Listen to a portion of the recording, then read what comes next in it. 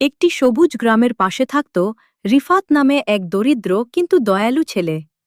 একদিন স্কুল থেকে ফেরার পথে সে রাস্তার ধারে একটি শুকিয়ে যাওয়া গাছের চারা দেখতে পেল।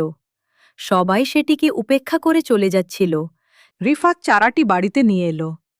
প্রতিদিন সে পানি দিত, আগাছা পরিষ্কার করত আর ভালোবাসা দিয়ে গাছটির যত্ন নিত। একদিন তার বন্ধু বলল, বন্ধু, এত কষ্ট করছো কেন? এতে তোমার কি লাভ? রিফাত হেসে উত্তর দিল, আজ আমি গাছটাকে বাঁচাবো।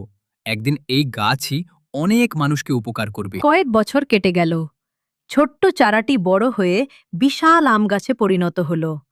গরমের দিনে পথথের ক্লান্ত মানুষ সেই গাছের ছায়ায় বিশ্রাম নিত।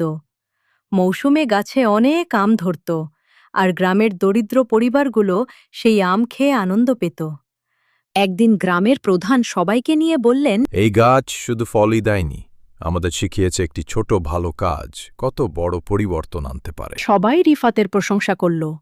রিফাত শুধু মুচকি হেসে গাছটির দিকে তাকিয়ে রইল। আজকের একটি ভালো কাজ ভবিষ্যতে অনেক মানুষের জীবনে সুখ এনে দিতে পারে। যদি আমাদের ভিডিওটি আপনার ভালো লাগে তাহলে আমাদের চ্যানেলটি সাবস্ক্রাইব করতে পারেন। আপনার একটি সাবস্ক্রাইব আমাদের নতুন নতুন ভিডিও তৈরি করতে উৎসাহ দেয়। ধন্যবাদ।